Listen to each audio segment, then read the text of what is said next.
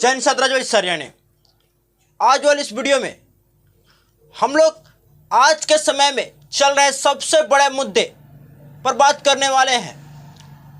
दोस्तों, आज से हजारों साल पहले सनातन धर्म के हजारों लाखों मंदिरों को वीर पुरुषों के जन्म स्थान पर, महान संतों के जन्म स्थान पर, उनकी मृत्यु जहां पर हुई उस स्थान पर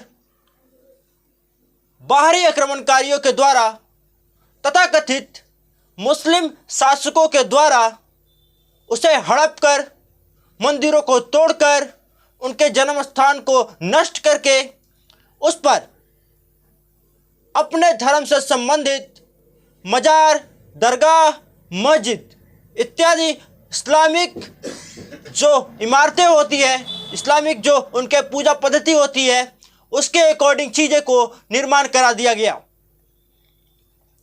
इसमें से सबसे बड़ा जो मामला था, सबसे बड़ा प्रमाण था, वो था राम मंदिर, जहाँ पर बाबरी मस्जिद बनवाया गया था, जिसका निपटारा अब हो चुका है। इसी प्रकार से हजारों ऐसे हिंदू धर्म के, सनातन धर्म के महान पूर्वजों के जन्म स्थान, उनके मंदिर और उनके मृत्यु स्थान पर ऐसे अलग धर्म के यानी कि मुस्लिम धर्म के इमारतें आज खड़ी है। आप सोचेंगे कि मैं ये बात क्यों बोल रहा हूँ। ये बात और ये मुद्दा मुझे लाने का सबसे बड़ा कारण ये है कि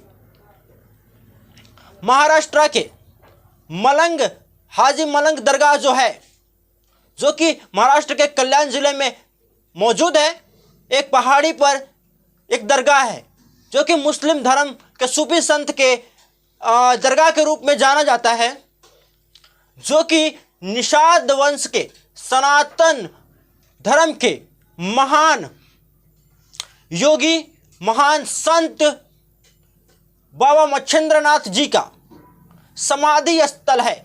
उनका समाधि स्थल वहीं पर है जहां पर आज दरगाह बन चुका है और यहाँ पर हजारों लाखों की संख्या में मुस्लिम समाज के लोग कब्जा करके बैठे हैं।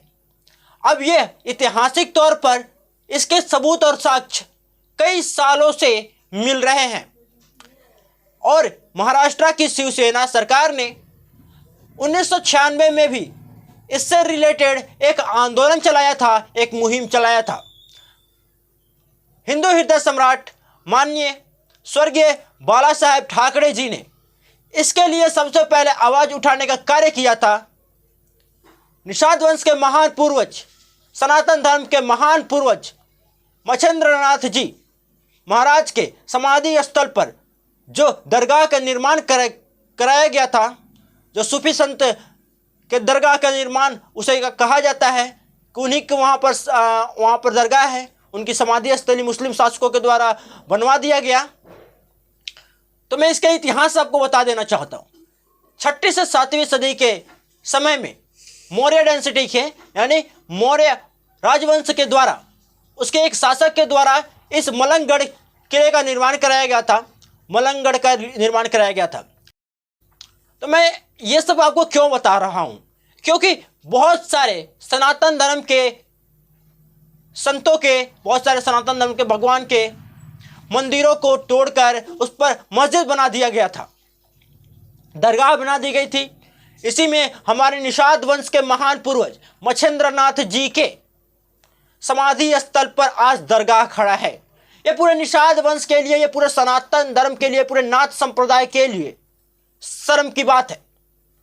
अब एकनाथ शिंदे जो कि महाराष्ट्र के मुख्यमंत्री है, उनके द्वारा जब इस मुद्दे को मुख्य मंच से उठाया गया, तब यह सरगर्मी पूरे समाज में फैल गया।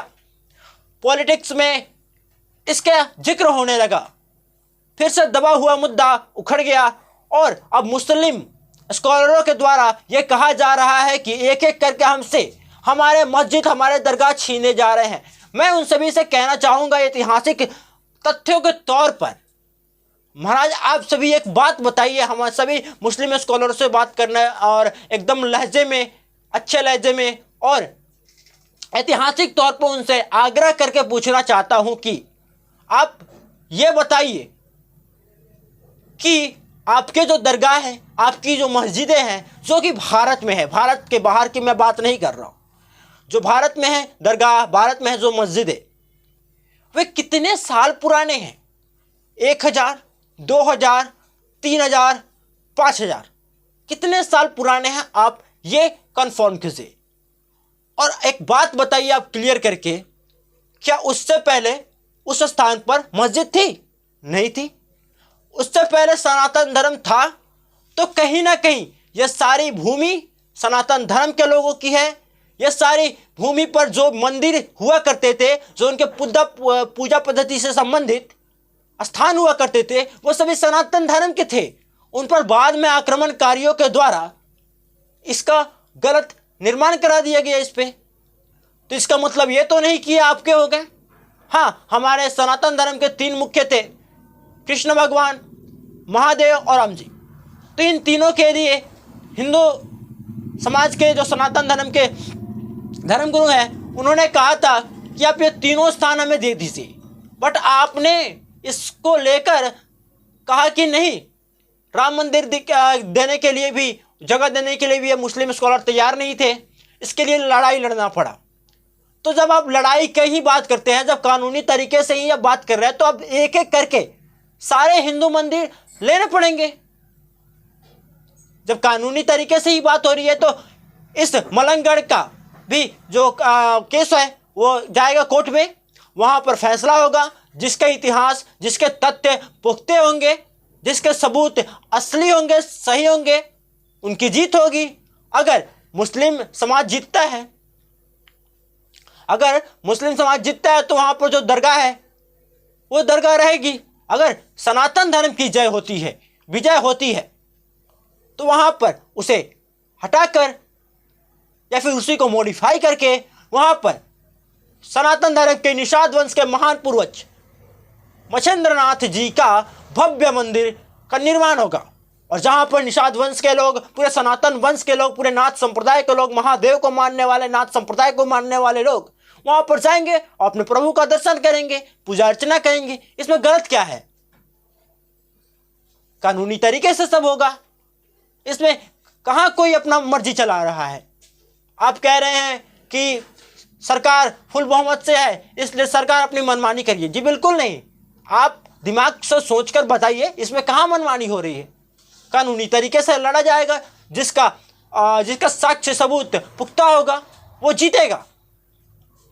और मैं सभी सनातन धर्म के लोगों से अनुरोध करूंगा कि इसी प्रकार से जितने भी सनातनी मंदिर थे, जितने भी सनातन धर्म के संत महात्मा और भगवान के देवी देवताओं के मंदिर, जिसके बारे में आप सभी को ज्ञान है कि इस पे मस्जिद, दरगाह या फिर किसी भी प्रकार के इस्लामिक या फिर ईसाई धर्म के गलत प्रकार के जो उस पे वहाँ पर कंस्ट्रक्शन किए गए हैं, उस पर मस्जिद बना दी गई है या फिर दरगाह बना दी गई है या फिर ईसाई समाज के वहाँ पर चर्च बना दिए गए हैं, जितने भी आपको पता है, उसे आप सरकार के नज़र में लाने का प्रयास करें, उसका मुद्दा उठाने का प्रयास करें और कानूनी तरीके से इसे लड़कर, क्योंकि सरकार लोकतांत्रिक है, लोकतांत्रिक व्यवस्था है, तो कानूनी तरीके से जिस प्रकार से राम मंदिर का फैसला हुआ और जो वहाँ पे भव्य राम मंदिर बन रहा है, उसी प्रकार से कानूनी तरीके से इसका फैसला होना चाहिए। और फैसला होने के बाद अगर वह निषाद वंश के सनातन धर्म के पक्ष में फैसला आता है, महान योगी, संतों में श्रेष्ठ, नाथों में श्रेष्ठ, जिनसे स्वयं हनुमान जी हार गए थे, वैसे महान योगी मच्छेंद्रनाथ जी का मंदिर उस पर बनेगा। निषाद वंश के लिए, सनातन धर्म के लिए, नाथ संप्रदाय के लिए एक गौरव की बात होगी और इससे खुशी की बात कोई और नहीं होगी। अगर वहां पर नाथ संप्रदाय की जीत होती है तो, और वहां पर मंदिर का भव्य निर्माण होता है तो। इस मुद्दे को उठाने का मेरा मेन मकसद यही था कि सारे सनातनी भाई जागृत होइए और एक एक करके अपने हक अधिकार के लिए लड़ाई लड़ना आप शुरू कीजिए। अब वक्त हमारा है, अब वक्त गया जिस समय में हमारे पूर्वज किसी समय में इस सभी दंज को झेले थे, इस सभी गुलामियों को झेला था हमारे पूर्वजों ने, अब वो वक्त खत्म हो गया है। अब वक्त हमारा है, सनातनियों का वक्त है, क्षत्रियों का वक्त है, निषाद वंश का वक्त है।